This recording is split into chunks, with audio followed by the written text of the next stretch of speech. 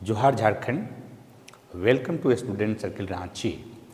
मैं Krishna Kumar student circle के answer writing program में आपका स्वागत करता हूं। यह answer writing program JPSC mains 11th पर फोकस है और हम लोग ये सीखने का प्रयास करेंगे कि आंसर कैसे लिखेंगे। स्टूडेंट सर्किल में 2 अप्रैल से हम लोग ऑफलाइन क्लास शुरू कर रहे हैं जो कि मेंस पर फोकस होगा और उसके अंतर्गत क्लासरूम प्रोग्राम के साथ साथ एक स्पेशल प्रोग्राम है हमारा हाउ टू राइट आंसर। तो आंसर राइटिंग एक स्किल है, इसके लिए एक विशेष तकनीक की ज़रूरत होती है और हम सीखेंगे कि कैसे परफेक्ट हम आंसर को लिख सकते हैं।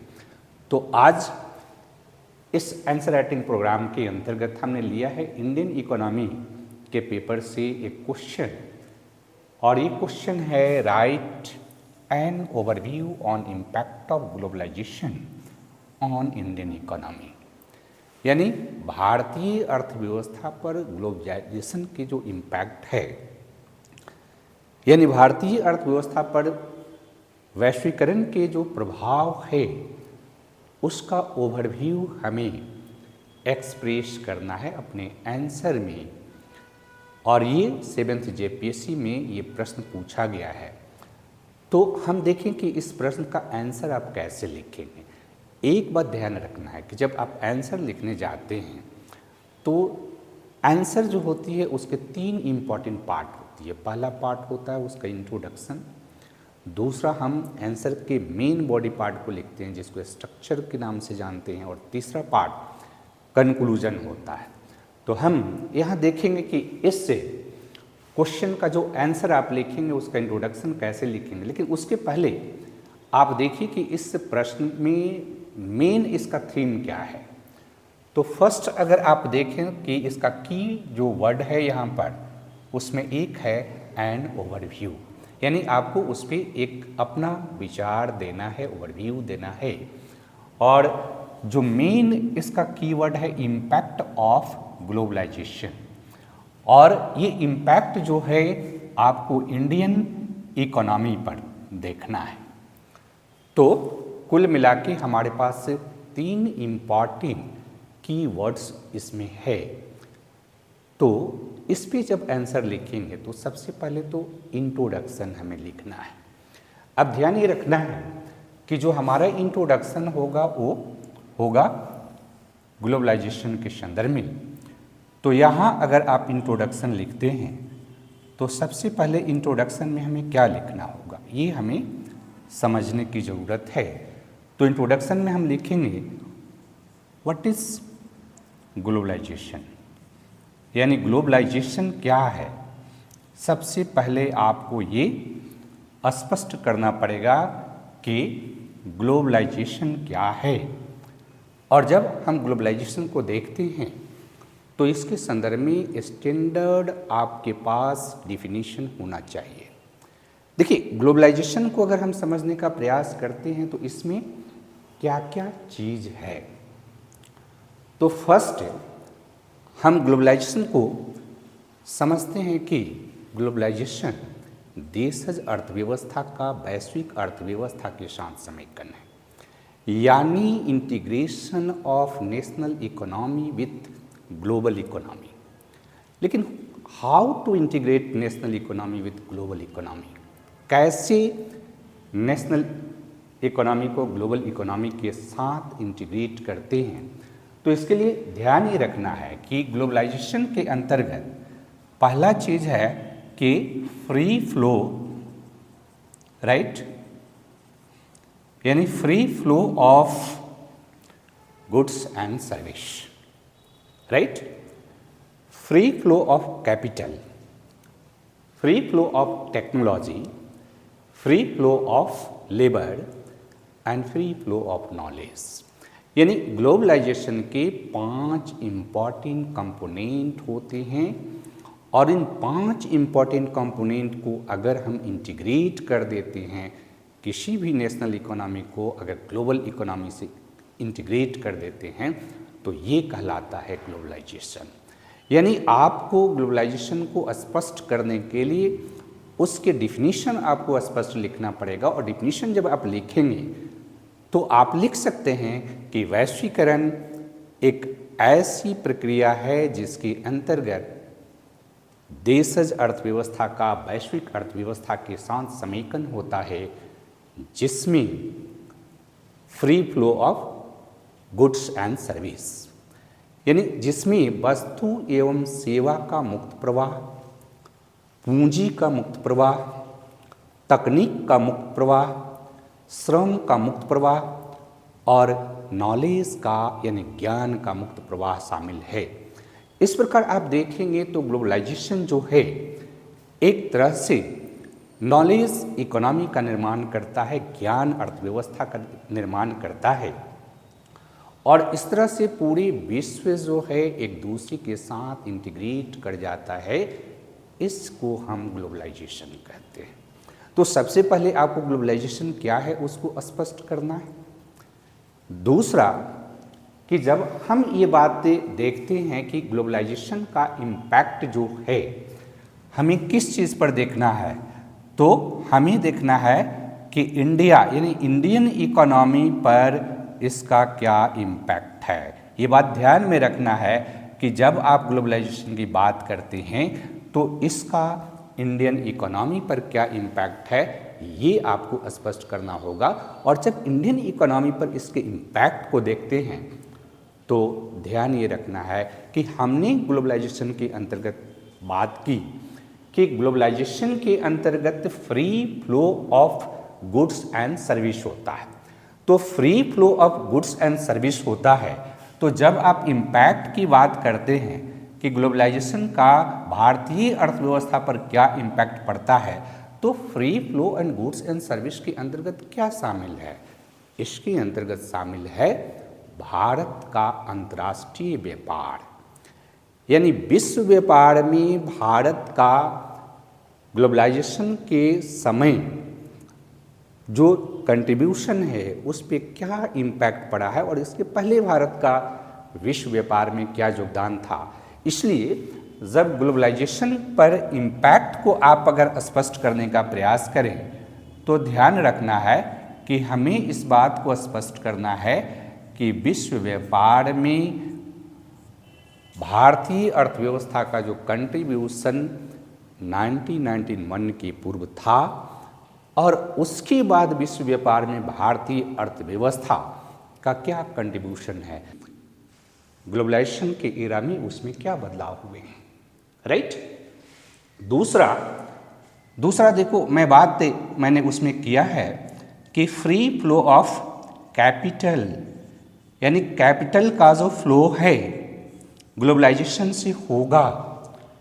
तो ग्लोबलाइजेशन के एरा में भारतीय अर्थव्यवस्था में कैपिटल का फ्लो किस प्रकार से बढ़ा है, मतलब ये है कि हमें इस बात को देखना होगा कि भारतीय अर्थव्यवस्था में खास करके एफडीआई फॉरेन डायरेक्ट इन्वेस्टमेंट में किस प्रकार की बढ़ोतरी हुई है और उससे हमें क्या क्या भारतीय अर्थव्यवस्था में आया है, राइट। तो आप देखोगे कि ट्रेड का जो एलिमेंट है भारतीय अर्थव्यवस्था में, तो विश्व व्यापार में भारतीय अर्थव्यवस्था का जो कंट्रीब्यूशन ग्लोबलाइजेशन के एरा के पूर्व यानी 1991 के पूर्व जो था उसमें बढ़ोतरी हुई है।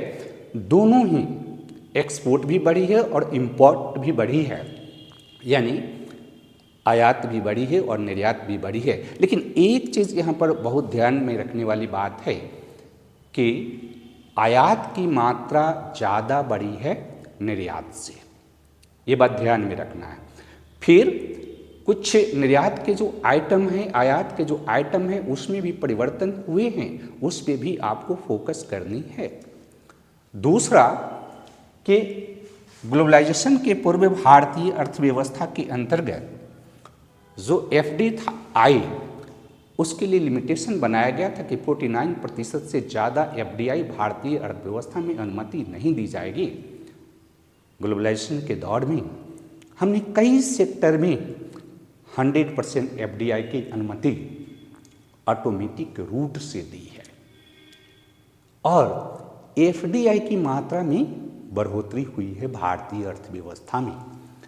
हम जानते हैं कि एफडीआई, अगर किसी भी अर्थव्यवस्था में एफडीआई आती है तो उससे न केवल कैपिटल फॉर्मेशन होता, केवल कैपिटल का फ्लो होता है, बल्कि एफडीआई के माध्यम से टेक्नोलॉजी भी आता है, प्रबंधन भी आता है। और टेक्नोलॉजी और प्रबंधन आने से भारतीय अर्थव्यवस्था का ग्रोथ जो पैटर्न है, ग्रोथ जो रेट है, उसमें बढ़ोतरी हुई है। ध्यान ये रखना है कि अगर भारतीय अर्थव्यवस्था का जो ग्रोथ आप रेट देखेंगे तो ग्रोथ रेट के हिसाब से भारतीय अर्थव्यवस्था में ग्रोथ रेट बढ़ी है और साथ ही साथ भारतीय अर्थव्यवस्था काफ़ी विस्तारित हुई है, क्योंकि एफडीआई से बहुत सारे ऐसी चीज़ आई है जो कि पहले संभव नहीं था, क्योंकि भारत जैसे विकासशील देश कैपिटल की कमी से तो जूझ ही रहे थे।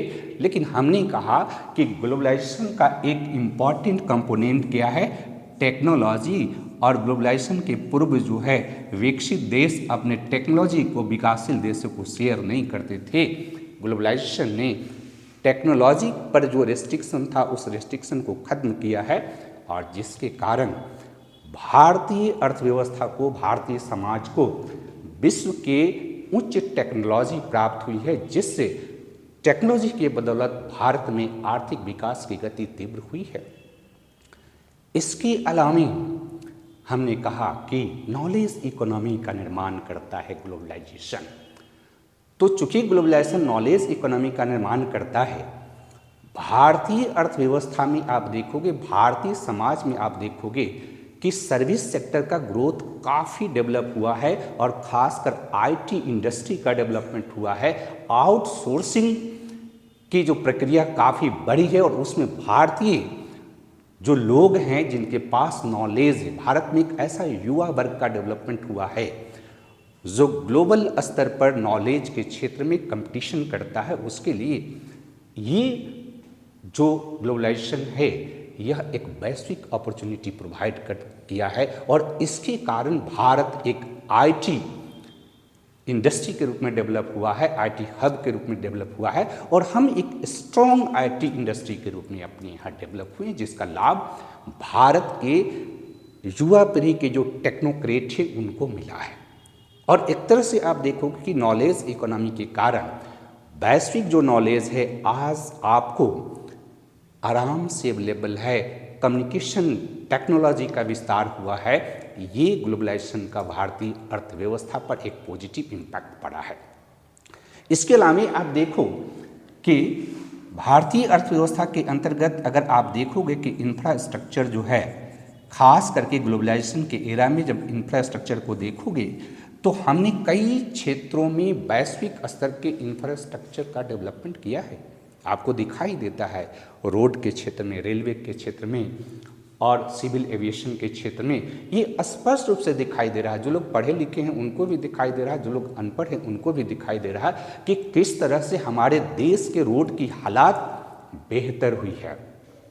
इससे क्या हुआ कि ट्रांसपोर्टेशन और कम्युनिकेशन का जो एक्सपेंडिचर है ये काफ़ी कम हुआ है, और इसके कारण आधारभूत संरचनाओं का विकास भी भारत में हुआ है। और इसलिए जब हम इन सारी बातों को कर रहे हैं तो आप कहते हो कि भारत विश्व की एक बहुत मजबूत अर्थव्यवस्था है, राइट? रियली हम एक मजबूत अर्थव्यवस्था के रूप में बढ़ रहे हैं। हमारी ग्रोथ रेट जो है ग्लोबलाइजेशन के एरा में काफ़ी बेहतर है, और इसलिए आप देखोगे कि ग्लोबलाइजेशन के एरा में हम उससे लाभान्वित हुए हैं। हमारी आर्थिक स्थिति पहले की अपेक्षा बेहतर हुई है। लेकिन ये जो ग्लोबलाइजेशन का जो पॉजिटिव साइड है जिसकी चर्चा हमने किया, और इन सारी चीज़ों को आपको लिखना है, ये हम अभी जो आपको बता रहे हैं इसका उद्देश्य सिर्फ इतना है कि आप जब क्वेश्चन पूछे जाते हैं तो सही पॉइंट आप लिख पाते हैं कि नहीं। चूँकि हमें इसमें अपना ओवरव्यू बताना है, तो ध्यान रखना है कि ये सारे चीज़ ग्लोबलाइजेशन के पॉजिटिव इम्पैक्ट की हम बात कर रहे थे, राइट। बट ग्लोबलाइजेशन के कुछ नेगेटिव इम्पैक्ट भी भारतीय अर्थव्यवस्था पर हैं, राइट। कुछ नेगेटिव इम्पैक्ट भी भारतीय अर्थव्यवस्था पर है। एक और महत्वपूर्ण आप पे पॉजिटिव में दे सकते हैं कि भारतीय अर्थव्यवस्था एवं समाज में पुवर्टी जो है, पुवर्टी एलिमिनेशन का जो प्रोसेस है वो तीव्र हुआ है और गरीबी से हमें मुक्ति भी मिली है ना। क्योंकि गरीबी रेखा के नीचे जो लोग भारतीय अर्थव्यवस्था में जीवन यापन करते हैं उनकी संख्या प्रतिशत के रूप में अब काफ़ी कम हो गई है और जीवन स्तर भी भारतीय लोगों का बेहतर हुआ है, क्वालिटी ऑफ लाइफ भी बेहतर हुआ है। और ग्लोबलाइजेशन के एरा में जो शिक्षा एवं स्वास्थ्य की जो सुविधाएं हैं ये भी जनता के पास पहुंचने लगी है। लेकिन इसका कुछ नेगेटिव इम्पैक्ट भी है। तो नेगेटिव इम्पैक्ट पर अगर बात करें तो फर्स्ट क्या है कि ग्लोबलाइजेशन जो है सोसाइटी में इनइक्वलिटी का निर्माण किया है। यानी भारतीय समाज में आप देखोगे तो भारतीय समाज में इनइक्वलिटी पहले भी थी, असमानता पहले भी थी, लेकिन ग्लोबलाइजेशन ने असमानता को और अधिक बढ़ा दिया है। अब ये असमानता जो है, अगर भारत के जो जनसंख्या है इस जनसंख्या का अवलोकन करोगे तो भारतीय जनसंख्या के जो 5% और 10% जो लोग हैं, जो उच्च इनकम ग्रुप वाले लोग हैं, वो ग्लोबलाइजेशन से ज़्यादा उनको फ़ायदा हुआ है, ज़्यादा उनको लाभ हुआ है। और जो सबसे गरीब तबका है, जो 10% 20% सबसे गरीब तबका है, उनको ग्लोबलाइजेशन से कोई बहुत ज़्यादा लाभ नहीं हुआ है। अगर कंपैरेटिव रिलेटिव आप देखने का प्रयास करेंगे तो ग्लोबलाइजेशन ने क्या किया है कि कंसंट्रेशन को बढ़ा दिया है, कैपिटल पूंजी धन का संकेंद्रण को बढ़ा दिया है और पूंजी और धन का संकेंद्रण व्यक्ति के रूप में हुआ है। और दूसरा, ग्लोबलाइजेशन ने क्षेत्रीय विषमता को भी बढ़ाया है। ध्यान ये रखना है कि ग्लोबलाइजेशन जो है न केवल समाज में व्यक्तिगत स्तर के विषमता को बढ़ाया है बल्कि क्षेत्रीय विषमता को भी ग्लोबलाइजेशन ने बढ़ाया है, जो कि भारतीय समाज के रूप में देखोगे तो ये बड़ा ही निगेटिव चीज़ है। क्योंकि ग्लोबलाइजेशन उसको ज़्यादा फेवर करता है जो अमीर है, या ग्लोबलाइजेशन ने जो अपॉर्चुनिटी प्रोवाइड की उस अपॉर्चुनिटी का लाभ जनरली वो लोग ज़्यादा उठाते हैं जो कि आर्थिक, शैक्षणिक, सामाजिक रूप से सक्षम हैं। दूसरा, अगर नॉर्थ साउथ के स्टेट के बारे में, अगर भारत के स्टेट के बारे में आप देखोगे, या भारत के डेवलप स्टेट जो हैं और अंडर डेवलप स्टेट हैं, उसमें जो दूरियां थी, जो गैप है, वो गैप काफ़ी बढ़ गई है। तीसरा कि विलेज अर्बन जो गैप है वो भी बढ़ गया है और ग्लोबलाइजेशन ने इंडिया और भारत के बीच के खाई को बढ़ा दिया है। ये इसका निगेटिव इम्पैक्ट है। दूसरा, अगर आप रोज़गार के बारे में सोचेंगे, एम्प्लॉयमेंट के बारे में सोचेंगे, तो ग्लोबलाइजेशन का एक सबसे बैड इम्पैक्ट भारतीय अर्थव्यवस्था और समाज पर क्या पड़ा है कि ग्लोबलाइजेशन ने बड़े बड़े एमएनसी का निर्माण किया है, पब्लिक सेक्टर में रोज़गार कम होने लगे हैं। साथ ही साथ क्या हुआ है कि ऑर्गेनाइज्ड सेक्टर में रोज़गार कम हो रहा और ऑर्गेनाइज्ड सेक्टर से अनऑर्गेनाइज्ड सेक्टर में लेबर का ट्रांसफ़र हुआ है। श्रम का जो मूल्य है वो भी कम हुआ है और रोज़गार की सुरक्षा घटी है, क्योंकि अब जो है कॉन्ट्रैक्ट बेसिस पर रोज़गार दिए जा रहे हैं, जिससे जो श्रमिक है या जो कॉन्ट्रैक्ट बेसिस के रोज़गार में हैं उनकी खुद की स्वतंत्रता भी ग्लोबलाइजेशन में बाधित हुई है। ये ग्लोबलाइजेशन का एक बहुत बड़ा बैड इम्पैक्ट है। इवन कि ट्रेड यूनियन की जो बार्गेनिंग क्षमता रही है, ये ट्रेड यूनियन की बार्गेनिंग क्षमता भी ग्लोबलाइजेशन में कम हुई है। एक और महत्वपूर्ण बात, जो ग्लोबलाइजेशन को अगर आप ठीक से देखेंगे तो ग्लोबलाइजेशन ने भारतीय अर्थव्यवस्था में feminisation of low wage employment कर दिया है। यानी लो वेज के आधार पर जो एम्प्लॉयमेंट होती है, कम जो है अगर किसी को वेतन देते हैं तो कम वेतन वाले ज़्यादातर रोज़गार में महिलाओं को रोज़गार मिला है, जिससे महिलाओं का एक्सप्लॉयटेशन भी हुआ है, राइट। क्योंकि जितने भी ऑफिशियल वर्क हैं उसमें आप देखोगे कि जो लोअर पोस्ट है उस लोअर पोस्ट पे महिलाओं की नियुक्ति बढ़ी है और उनको रिलेटिवली कम वेतन मिलता है। ये ग्लोबलाइजेशन का एक और भी बैड इम्पैक्ट है। इसके अलावा अगर आप देखोगे कि ग्लोबलाइजेशन के कारण MSME है ना, small micro small and medium enterprises, ये भारतीय अर्थव्यवस्था की एक रीढ़ मानी जाती है रोजगार के संदर्भ में, लेकिन इन पे भी ग्लोबलाइजेशन का बैड इम्पैक्ट पड़ा है। इसके अलावा जब रूरल इकोनॉमी में एग्रीकल्चरल इकोनॉमी को आप देखेंगे तो ग्लोबलाइजेशन की एरा में एग्रीकल्चर सेक्टर में जो इन्वेस्टमेंट है उसमें कमी आई है, और जिसके कारण एग्रीकल्चर जो सेक्टर है वो कई तरह के स्टेट से जूझ रहा है, कई तरह के तनाव दिख रहे हैं, जिसके कारण बड़ी संख्या में हमारे कृषक आत्महत्या भी कर रहे हैं। ये ग्लोबलाइजेशन का एक बहुत बड़ा बैड इम्पैक्ट है। और इस तरह से अगर आप देखने का प्रयास करें हमारी भारतीय अर्थव्यवस्था में, तो एक और चीज़ क्या हुआ है कि ग्लोबलाइजेशन ने वेलफेयर स्टेट का जो भारत में कॉन्सेप्ट था, इस वेलफेयर स्टेट के कॉन्सेप्ट को कमज़ोर किया है। और इस तरह से हम देखते हैं कि चूँकि क्वेश्चन का संदर्भ भारत से ही था, इसलिए भारत पर ही कॉन्सेंट्रेट करके रखेंगे, लेकिन अगर आप कंपैरेटिव स्टडी करेंगे तो ग्लोबलाइजेशन के ये जो पॉजिटिव इम्पैक्ट है, इसमें अगर कंपैरेटिव आप देखेंगे तो चाइना बहुत सारे क्षेत्रों में हमसे बेहतर स्थिति में है, राइट। और ये ग्लोबलाइजेशन खास करके जो कमज़ोर देश हैं उनके साथ भी इनइक्वालिटी क्रिएट कर रहा है, जो मजबूत देश है और कमज़ोर देश है उसके संदर्भ में। लेकिन हमारे प्रश्न का संदर्भ भारत से था, तो ध्यान ये रखिए कि हमने आपको जो बताया उसमें ये पॉजिटिव इम्पैक्ट को आप देखेंगे ही और दूसरा नेगेटिव इम्पैक्ट को भी लिखेंगे, लेकिन सबसे इम्पॉर्टेंट होता है conclusion, how to write conclusion. Conclusion में आपको अपना ओवरव्यू रखना है, राइट, एनालिसिस करना है कि व्हाट शुड बी डन। अगर ऐसी स्थिति है तो हम क्या करें, हमें क्या करना चाहिए, राइट। यानी हम जो पॉजिटिव इम्पैक्ट है उसको छोड़ नहीं सकते हैं और निगेटिव इम्पैक्ट को रिड्यूस करना है। अब इसके लिए हमें क्या करना चाहिए, राइट। आपको याद होगा कि जो यूपीए गवर्नमेंट थी उसने डेवलपमेंट विथ ह्यूमन फेस का कॉन्सेप्ट लेकर के 2004 में आई थी, राइट।